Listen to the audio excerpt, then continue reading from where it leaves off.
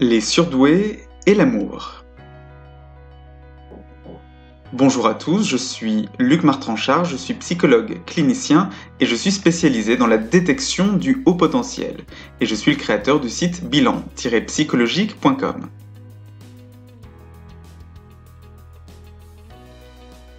Et aujourd'hui, je vais vous parler du haut potentiel intellectuel et de l'amour, en vous donnant 10 clés de compréhension de la façon dont les personnes avec un haut potentiel intellectuel sont dans les relations amoureuses.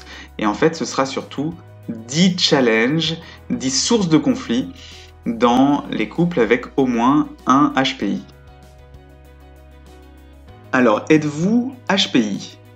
Pour savoir si vous êtes HPI, le test de dépistage du HPI vous permet de découvrir la probabilité que vous soyez HPI. Je mets le lien dans la description. Et pour savoir de façon sûre si vous êtes HPI, il faut passer le test de QI Vice-4. Alors combien avez-vous de caractéristiques parmi ces 10 caractéristiques, parmi ces 10 sources de conflit que rencontrent les personnes surdouées ? Première caractéristique, l'ennui. Les personnes avec un haut potentiel intellectuel ont besoin d'un intérêt romantique, mais ils ont aussi besoin d'être stimulés intellectuellement par l'autre, d'avoir des conversations qui sont enrichissantes, qui sont stimulantes et qui satisfont leur curiosité intellectuelle. Ils peuvent être très sélectifs, car ils supportent très mal de s'ennuyer. Deuxième caractéristique, l'impatience. Les HPI comprennent rapidement les choses, ils peuvent donc être facilement impatients et frustrés quand leur partenaire pense moins vite, quand il y a un décalage entre leur vitesse de pensée et la vitesse de pensée du partenaire. Et donc ils peuvent facilement se montrer critiques ou agacés. Troisième caractéristique, l'hypersensibilité. Les personnes HPI ont une sensibilité à fleur de peau, une hypersensibilité émotionnelle et ou une hypersensibilité sensorielle. Et certains partenaires peuvent s'en agacer, peuvent leur reprocher des réactions émotionnelles très importantes, le fait de se sentir très débordés par leurs émotions ou le fait de surréagir selon eux à un bruit, à une odeur, à un contact sur la peau, etc. Quatrième point, le perfectionnisme. Il y a souvent chez les personnes HPI une exigence importante vis-à-vis d'eux-mêmes, mais aussi parfois vis-à-vis du partenaire. Et du coup, ça peut mener à des critiques et des autocritiques. Ils peuvent aussi se consacrer à des tâches de façon perfectionniste en donnant beaucoup de leur temps et du coup délaisser leur couple. Cinquième caractéristique, le besoin d'avoir raison. Les personnes avec un HPI ont des capacités verbales qui sont souvent exceptionnelles. Ils peuvent donc défendre leur point de vue avec beaucoup de passion, ou poursuivre une discussion, poursuivre un débat ou poursuivre une dispute jusqu'à ce que l'autre abandonne, jusqu'à ce que leur partenaire laisse tomber la discussion. Sixième caractéristique, le besoin d'être seul. Certaines personnes avec un HPI peuvent être tout à fait sociables, mais dans le même temps, la plupart d'entre elles ont un besoin de temps de solitude pour réfléchir et pour utiliser leur créativité.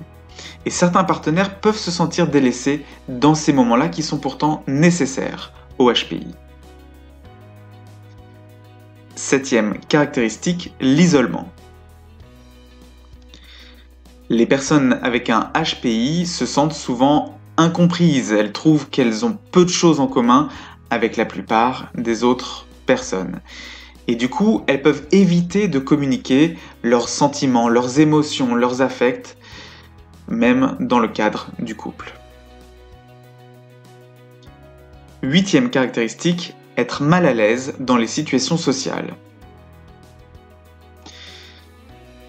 Les personnes HPI peuvent se sentir mal à l'aise dans les situations sociales, peuvent se sentir peu sûres d'elles-mêmes Et ces insécurités peuvent limiter leur capacité à trouver une relation amoureuse, à former une relation amoureuse et à maintenir des relations amoureuses. Du coup, elles peuvent aussi être en faux self dans les relations aux autres et en particulier dans les relations amoureuses, c'est-à-dire dans une adaptation excessive à l'autre, comme si elles étaient un caméléon. 9e caractéristique, le multipotentiel. Du fait de leur multipotentialité, les personnes HPI peuvent avoir des intérêts variés et parfois des intérêts décalés, avec une passion importante et une intensité qui peuvent être surprenantes pour des personnes qui ne sont pas HPI. Et certains partenaires se sentent frustrés parce qu'ils se sentent mis à l'écart et ignorés. 10e caractéristique, la dépression existentielle.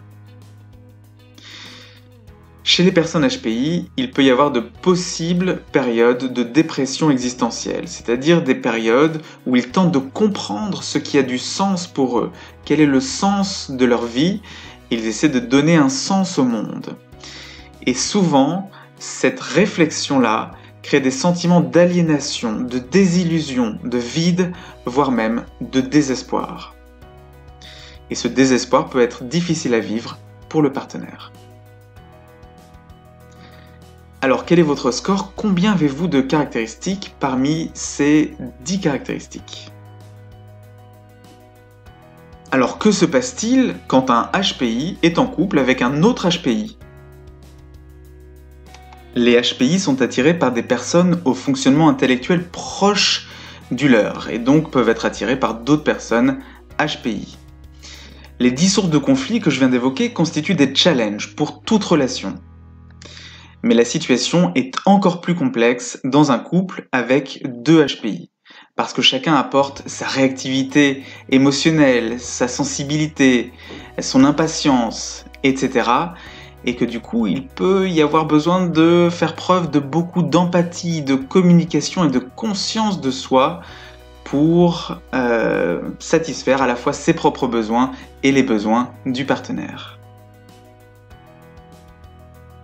Voilà, c'est tout pour cette vidéo. Vous trouverez plus d'informations sur mon site bilan-psychologique.com. N'hésitez pas à vous abonner et à activer les notifications pour ne pas manquer les prochaines vidéos de la chaîne. Il y en a au moins une par semaine. À bientôt sur la chaîne.